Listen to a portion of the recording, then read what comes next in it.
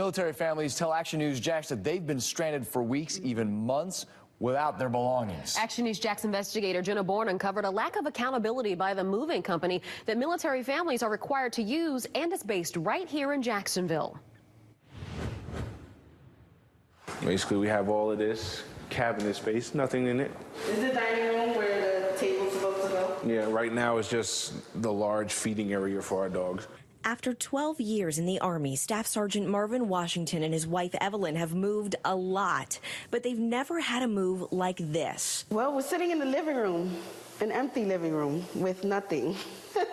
2 beach chairs. Yeah, that's pretty This is much our sofas right now. What they're not laughing about is having to send their 3 kids to stay with grandma because there are no beds for them to sleep in.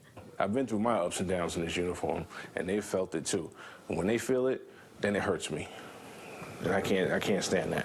When Sergeant Washington found out he had to move from Fort Stewart in Georgia to El Paso, Texas, the Army assigned the job to Jacksonville-based Sudeth Relocation Systems. Military families don't get to choose their moving company.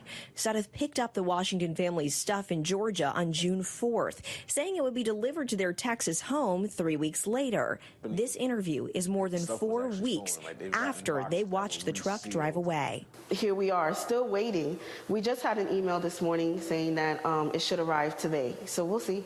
That didn't happen. After our interview, Sudeth gave the Washingtons a new delivery date, July 30th. That would be nearly 2 months without their belongings. It's getting to a boiling point. It's getting to a boiling point. Sudeth says it's one of the largest military relocation service providers in the country, moving more than 35,000 military families a year. That's about 8% of all Department of Defense family moves. Sudeth uses this public website to allow trucking contractors to view and claim open jobs. Right now, it shows dozens of military family deliveries are overdue. I took a look at the company's Yelp reviews and found in the past year, every military family gave it 1 star. So why does this company get paid by you, the taxpayer? I asked U.S. Transportation Command. A spokesman there tells me it's based on 30% cost and 70% past performance. Now, that past performance score is based on the company's own satisfaction reports, and it's a score that's kept under wraps from the public.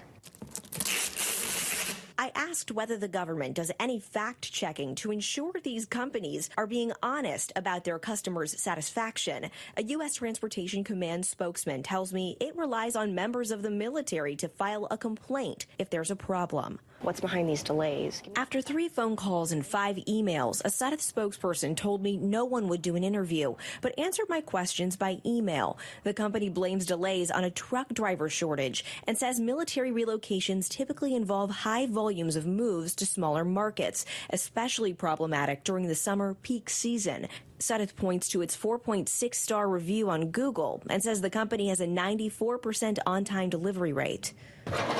Less than 24 hours after I brought the Washington family's situation to Sudeth's attention, Can opener, big spoon, rolling pin. their belongings arrived at their front door. And there they were, standing like, we're here to deliver your stuff. Okay, yeah, great.